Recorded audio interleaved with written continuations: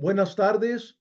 Hoy, 29 de junio del 2024, vamos a abordar las lecciones que nos dejan dos elecciones históricas en nuestro país. La primera, el 6 de noviembre de 1911, que fue en la primera transformación en la que quedó de presidente Francisco I. Madero. Y el 2 de junio del año 2024, en plena cuarta transformación, donde quedó electa Claudia Sheinbaum. Bien, vamos a comenzar analizando un video documental que está dividido en dos partes. La primera parte dura 3 minutos 42 segundos, donde narra los acontecimientos del 9 de febrero de 1913 al 17 de febrero de 1913, que son 15 meses después de que tomó posesión el presidente Francisco I. Madero, que fue la primera elección democrática de nuestra historia. El segundo documental dura 3 minutos 11 segundos y narra los acontecimientos que sucedieron del 18 de febrero de ese año al 22 de febrero de 1913. Bueno, vamos a ver en este momento la primera parte. A ver, no olvidemos que Victoriano Huerta dio un golpe de estado al presidente Francisco I. Madero. Huerta era un militar que gozaba de toda la confianza del presidente Madero. Por eso, su traición fue mucho peor. El golpe de estado se dio mediante un levantamiento armado que inició el 9 de febrero de 1913 y culminó el día 19 del mismo mes. Como fueron 10 días de batallas, a este suceso se le conoce como la Decena Trágica. En un principio, el levantamiento armado causó muchos conflictos en la capital del país.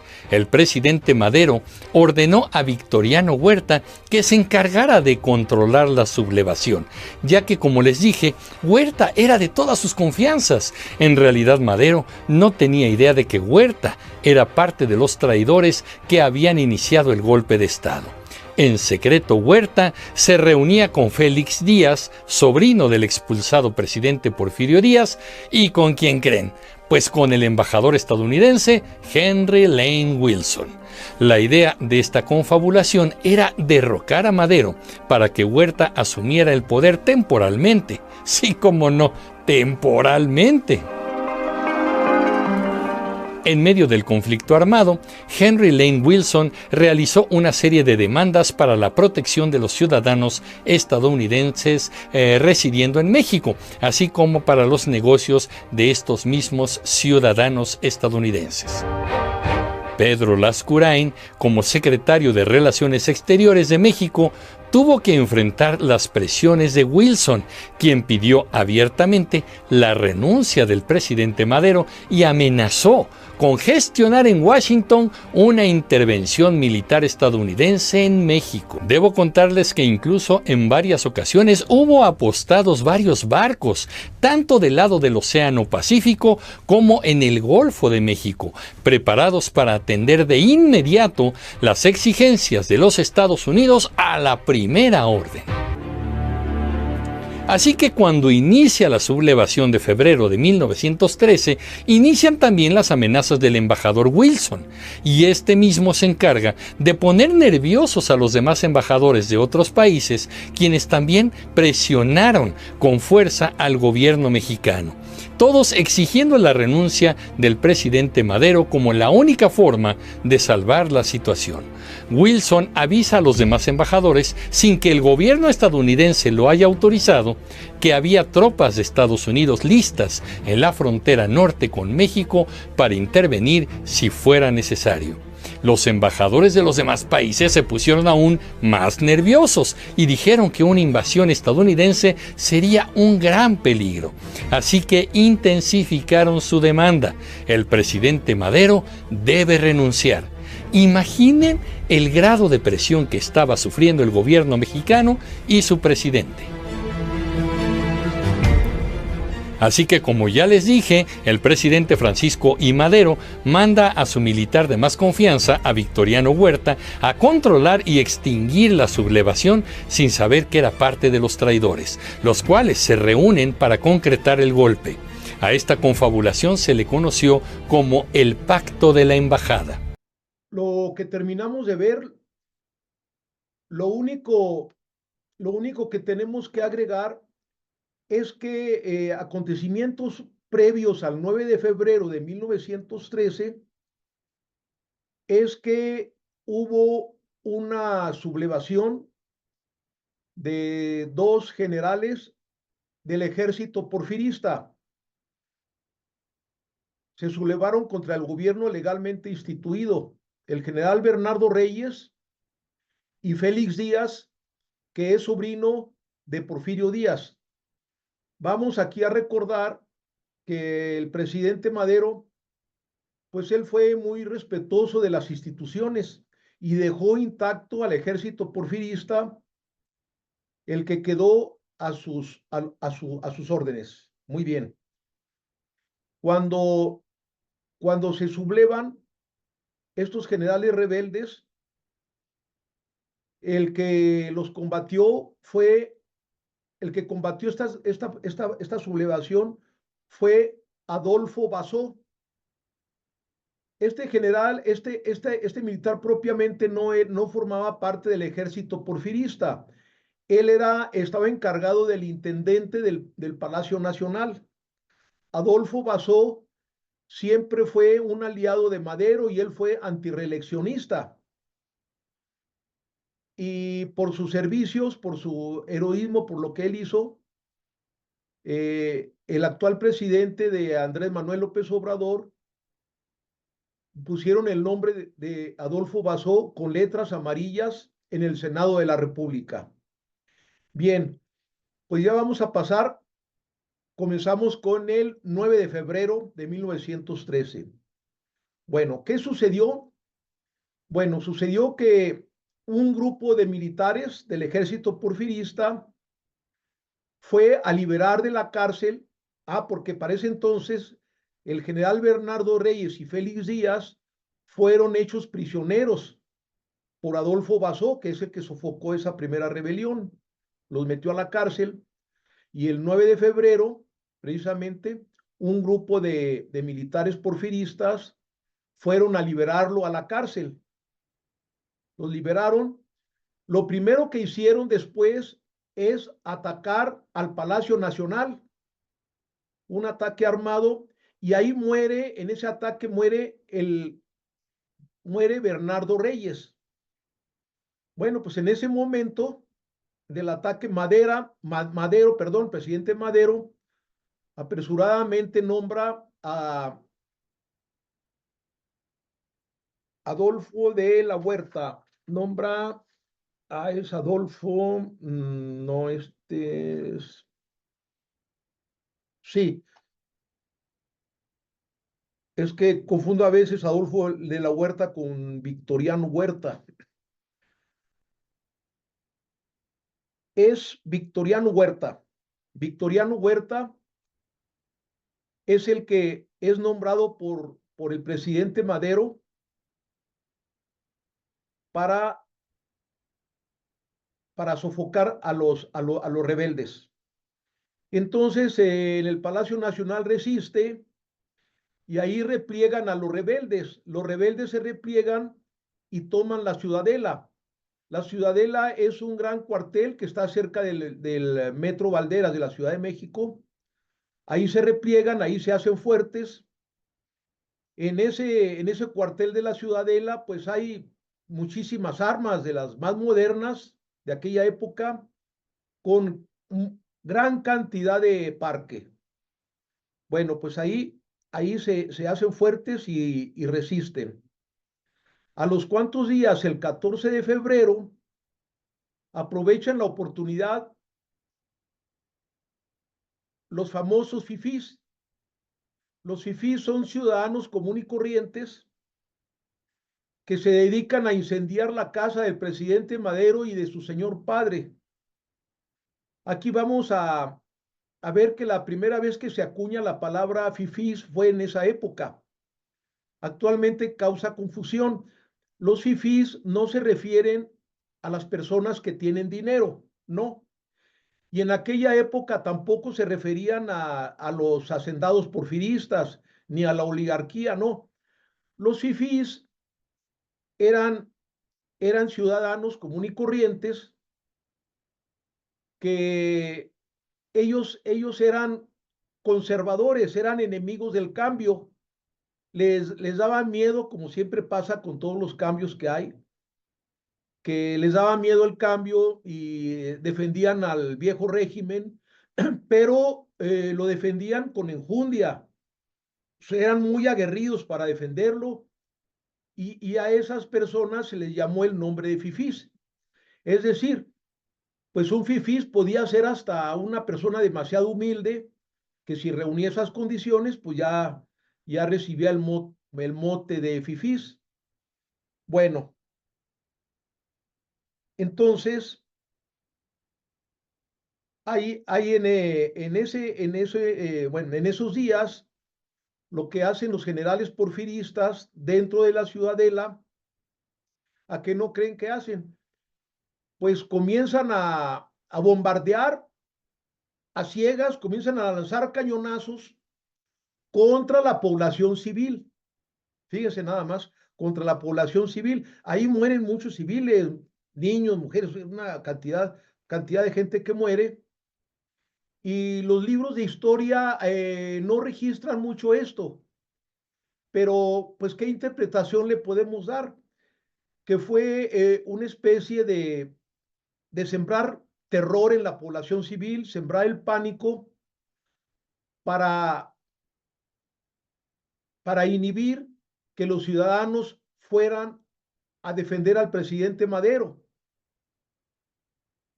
Entonces así fue. Y realmente pues le resultó como un éxito porque según los historiadores dicen que el sentir de la gente de la Ciudad de México, pues el sentir era tristemente, pero era cierto, que deseaban que realmente renunciara Madero, no porque estuvieran contra él, sino porque ya hubiera la paz y terminara las matazones. La gente pues no sabía que los cañonazos venían de la ciudadela, que si lo han sabido, pues de indignación seguramente hubieran hecho un sitio al cuartel de la ciudadela, se hubieran movilizado. En fin, eso es lo que sucedió más o menos esos días. Ahora bien, el 3 días después, el 17 de febrero, Gustavo Madero, que es el hermano de Francisco y Madero, Gustavo Madero, que también lo apoyaba a su hermano, él siempre le dijo, Pancho, ten cuidado con esos generales porque yo no los veo, no me dan buena espina de que te sean fieles.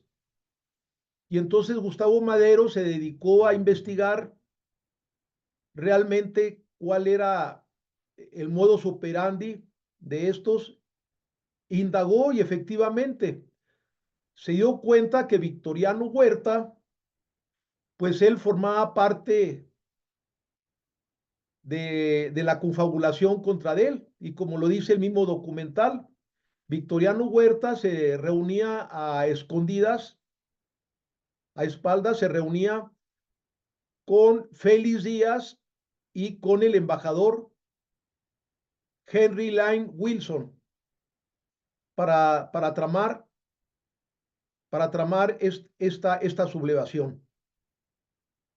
Entonces, bien, el 17 de febrero, Gustavo lleva encañonado con la pistola, lleva a Huerta ante su hermano, ante Madero, lo lleva y ante él le dice, aquí traigo al traidor y le muestra algunas pruebas. El presidente Madero, como esta era muy ingenuo, pues era buena persona. Él confió mucho, aún así, confió en Huerta y le dice a su hermano que no, pues que él le refrendaba la confianza y lo dejaba a cargo de combatir la sublevación. Bueno, ahí vemos que la reflexión que nos queda, que un líder, por muy bueno que sea, tiene errores, son errores que forman parte del humano. Y vemos que en esas debilidades, pues están los caprichos que a veces se pagan caros, de tener fidelidad a una persona a ciegas. Bueno, aquí estamos viendo a los tres, a Victoriano Huerta, a Henry Lane Wilson y a Félix Díaz. Aquí es donde hay bueno, los libros de texto dan como culpable a Victoriano Huerta, que es el que fue culpable de esta sublevación, y lo nombran el Chacal Huerta por ser un gran traidor. Pero realmente ustedes que me escuchan, pues vamos a ver quién de estos tres pudo haber influido en todos y llevar la batuta. Sabemos que esta sublevación le llaman el pacto de la embajada porque se reunían a escondida estos tres personajes se reunían en la embajada americana en México. Pues ahí vemos, todo nos indica que el que movió todo esta sublevación y fue el iniciador, el motivador fue el embajador Henry Lane Wilson. ¿Qué significa esto? Que los embajadores pues no se mueven por su cuenta, tienen que recibir una orden del país que representan. En este caso, pues fue Estados Unidos. De ahí vino todo. Realmente a eso hay, y en los libros no mencionan quién fue el autor de la sublevación. Lo dan por Huerta, pero bueno, pues, ¿por qué no mencionan como principal culpable a Henry Lane Wilson desde hace muchos años? Pues, pues la teoría más cuerda es que pues tenemos en nuestras fronteras al país imperialista más poderoso del mundo. Claro que no quisieron incomodarlo, tener una situación incómoda diplomática, entonces pues los libros prefieren callar eso. Bueno, esto es lo que hasta aquí terminamos con este comentario. Vamos a pasar a ver la segunda parte de este documental que va a durar 3 minutos con 11 segundos.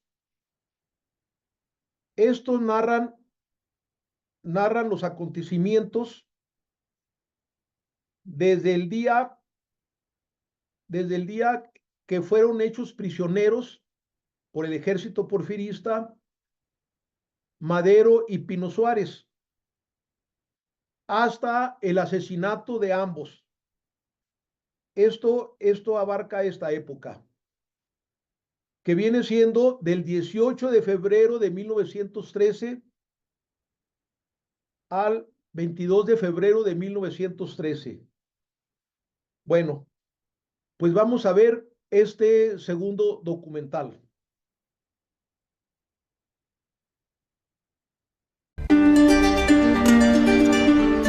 El 18 de febrero de ese año, 1913, en medio del conflicto, el presidente Madero y su vicepresidente, José María Pino Suárez, fueron capturados por las fuerzas de Huerta. ¿Se dan cuenta? Si quitas al presidente, de inmediato asumiría su cargo el vicepresidente. Por eso era importante para Huerta aniquilar a los dos. Madero, convencido de que lo tenía todo en su contra y de que su caída era inminente, redactó su carta de renuncia. A cambio de esta renuncia, Madero y Pino Suárez pidieron un salvoconducto para salir inmediatamente del país, así que se irían al exilio. Este momento es el que los historiadores Sandra Molina y Alejandro Rosas califican como el error fatal de Madero, ya que lo ideal era que primero se aseguraran de salir del país para estar a salvo y luego firmar su carta de renuncia. De este modo hubieran salvado sus vidas, pero lamentablemente no fue así. Al firmar su carta de renuncia, aún estando en una celda, hizo que sus vidas quedaran gravemente comprometidas. El encargado de llevar la carta de renuncia de Madero fue el secretario de Relaciones Exteriores, Pedro Lascurain, y así lo hizo, por supuesto manipulado por Victoriano Huerta. Se dirigió al Congreso de la Unión y entregó dicha carta, por lo que de inmediato tuvo que asumir la presidencia de México según el mandato de la Constitución. Lascurain se convirtió en presidente ese día, 19 de febrero de 1913. Victoriano Huerta llegó a un acuerdo con el ya presidente Pedro Lascurain para que fuera nombrado secretario de Gobernación, fíjate nomás. Así que el primer acto de gobierno de Lascurain fue nombrar a Huerta como secretario de Gobernación. De este modo, Victoriano Huerta quedaba colocado como el siguiente funcionario en la línea de sucesión para la presidencia de la República, en caso de que el actual presidente renunciara. ¿Cuál fue el siguiente acto del gobierno del presidente Lascurain? Firmar su carta de renuncia. Habían pasado apenas 45 minutos desde que Lascurain se había convertido en presidente. Con la renuncia de Lascurain, ahora Victoriano Huerta era el presidente de México y llevó su traición a un nivel más alto todavía. Nunca otorgó ningún salvoconducto para el exilio de Francisco I. Madero y José María Pino Suárez. Ambos fueron trasladados a la cárcel de Lecumberri y a las afueras de esta simularon un intento de fuga. Ambos fueron asesinados en ese lugar. Esto ocurrió el 22 de febrero de 1913. Bien, después de haber visto este video documental, únicamente pues vamos a hacer algunos comentarios que no los traen ahí. Bien, pues vamos a comenzar. El 18 de febrero de ese mismo año de 1913, Victoriano Huerta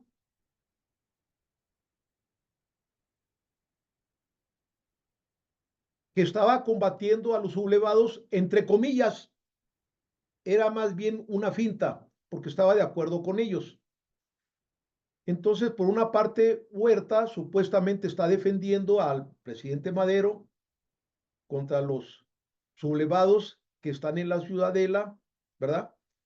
Bueno, vemos que ese día Victoriano Huerta, a sabiendas de que era toda incursión contra la Ciudadela estaba destinada al fracaso.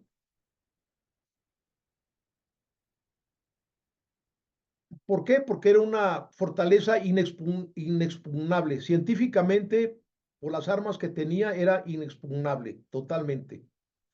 Y él, a sabiendas, hace algo muy perverso. Manda con tropas atacar a la Ciudadela. ¿Pero qué tropas manda Huerta? Pues manda a destacamentos militares que lo son fieles a Madero. Fíjese nada más. Los manda a atacar la Ciudadela. Entre estos manda una carga de caballería muy grande para atacar la Ciudadela. El resultado, pues, es el esperado. Hay una gran masacre de soldados fieles a Madero, una masacre impresionante. En ese momento, pues ya había decidido Madero renunciar.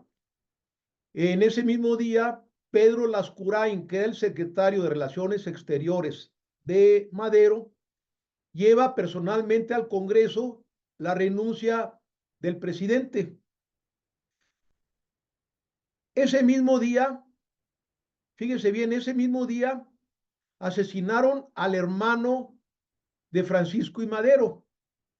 Lo asesinaron y los generales porfiristas lo que hicieron, entregaron a Gustavo Madero a una turba de soldados ebrios y lo exponen, esos soldados pues se burlan de él, hacen vejaciones tremendas de él. Un soldado con su bayoneta y estando Gustavo Madero vivo, le saca un ojo, porque vamos a recordar que Gustavo Madero tenía un ojo de vidrio. Pues este maldito le saca con la bayoneta, le saca el ojo bueno. Antes, previamente a de asesinarlo. Aquí vamos a ver, pues vamos a hacer una reflexión muy rápida. ¿Por qué estos militares que hicieron esa barbaridad, por qué hicieron eso con una persona indefensa que ya estaba sometida, con tanto odio? Cuando esos soldados pues no tenían ningún interés económico, no eran hacendados porfiristas, no formaban parte de la oligarquía de esa época, de Porfirio Díaz, no.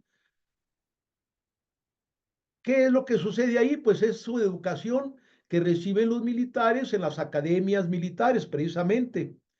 Es una educación, los hacen sádicos, inhumanos. Eso pasa con todos los militares del mundo, ¿eh? Actualmente estamos viendo cómo los militares de Israel que tienen sometida a la población civil de la Franja de Gaza, todas las burlas que hacen, todas las burlas que hacen a la población civil. Eso pasa en todos los ejércitos del mundo. Eso habría que hacer una reflexión también en nuestro país. ¿Qué educación se le está dando a nuestros soldados? Bueno, ese mismo día, más o menos, tal vez a las mismas horas, desconozco, yo no soy historiador, pero por ese mismo día, más o menos a las mismas horas de ese mismo 18 de febrero, Huerta ordena apresar al presidente Madero y el vicepresidente Pino Suárez. Van a Palacio Nacional y lo toman preso y lo llevan a la cárcel a la cárcel de Lecumberri, a la prisión. Ahí lo llevan. Muy bien. Un día después, los rebeldes, ya descaradamente, ya con Huerta, ya descaradamente, ya Huerta al bando de los rebeldes, van y liberan de una cárcel, liberan al general Félix Díaz, aquel general que había metido preso a Adolfo Basó en la primera sublevación, pues lo dejan libre. Bien, pues vemos que ante la renuncia de Madero y Pino Suárez, porque ellos renunciaron, estando presos, renunciaron, porque les habían prometido que si renunciaban, les iban a dar un salvoconducto al extranjero. Entonces ellos, estando presos, renunciaron. Entonces, al renunciar, Pedro Lascurain, que era secretario de Relaciones Exteriores por una línea sucesoria, le toca, como fallecen los dos, los asesinan. Digo, no, perdón. Como renuncian los dos, están vivos todavía, Madero y Pino Suárez, simplemente renuncian, me equivoqué. Entonces, como ellos renuncian, Pedro Lascurain, secretario de Relaciones Exteriores, toma posición como presidente de la República. Y al ser presidente de la República, Pedro Lascurain tiene la potestad de nombrar a su secretario de Gobernación. Y pues ¿a quién creen que nombra? Pues nombra como secretario de Gobernación a Victoriano Huerta, siguiendo las indicaciones de él. Otra traición también. Bien, pues resulta que estando de presidente de la República Pedro Lascurain y el secretario de Gobernación ya nombrado, a los 45 minutos de tomar posesión, pues renuncia a la presidencia y por línea sucesoria, el secretario de Gobernación, Victoriano Huerta, pues ya es declarado presidente de la República. Todo esto se hace dentro de la ley. Aquí es donde, aquí es donde va el dicho, que la ley es la ley. Todo lo que ellos hicieron fue dentro de la ley. No violaron ninguna ley. Fue la primera chicanada histórica que hacen aquí en México. La primera chicanada histórica. De ahí hasta ahorita le siguen llenos de chicanadas, muchos abogados deshonestos, la mayoría de jueces del país deshonestos, haciendo chicanada y media, poder judicial, etcétera, ya. Todo se descompuso. Pues ya sabemos el origen de la primera chicanada.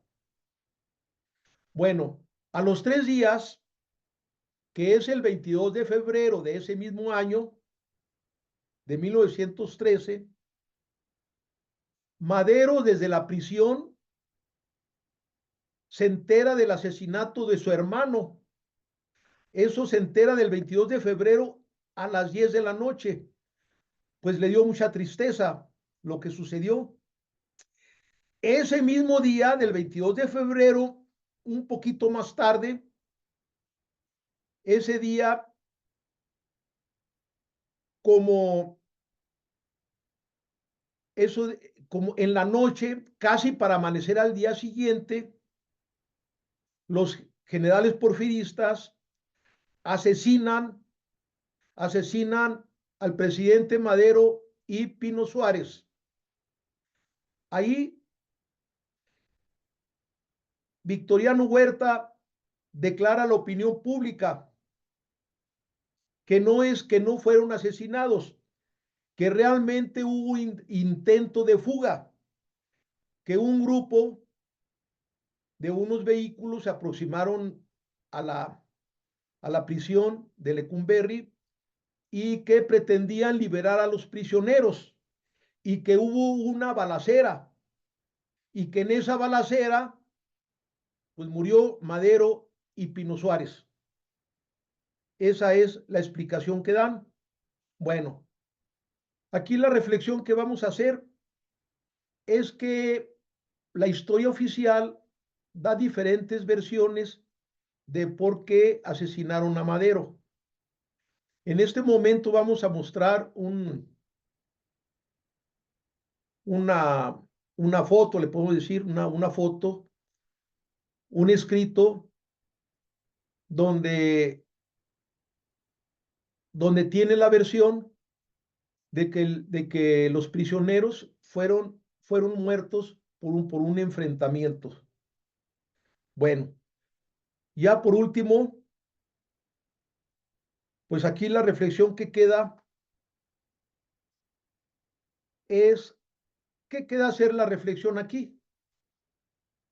Bueno, aquí estamos viendo la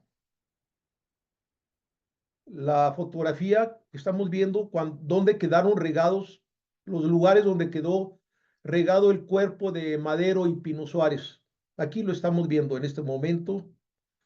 Vamos a ponerle, lo vamos a añadir un moño negro en señal de luto, porque fue uno de los momentos más tristes de México que sucedió ese día. Porque el presidente Madero y el vicepresidente Pino Suárez, demócratas, sus ojos no alcanzaron a ver cómo ellos iban a transferir el mando para las próximas elecciones, que era el lema sufragio efectivo, no reelección. Ya sus ojos se cerraron, no lograron ver eso. Esto, la historia debe de registrar. Bueno, yo una opinión personal es de que realmente hay historiadores que difieren en que cuándo terminó la Revolución Mexicana. Un criterio muy personal mío, y eso que no soy historiador, pero pues voy a ser presumido, ¿verdad? Yo tengo una teoría de que realmente la Revolución Mexicana o la primera Revolución Mexicana sí triunfó, claro que sí triunfó. ¿Cuándo triunfó la Revolución Mexicana? Cuando las tropas de Villa toman Ciudad Juárez y ya Porfirio Díaz vio insostenible que ya no se podía sostener y renuncia.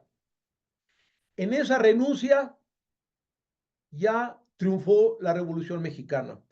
¿Por qué? Porque se cumple lo principal que ellos querían, es que los objetivos eran muy limitados. Ellos básicamente querían la renuncia de Porfirio Díaz, se concedió, que era lo principal. El plan de San Luis, pues también se concedió, sufragio efectivo, no reelección.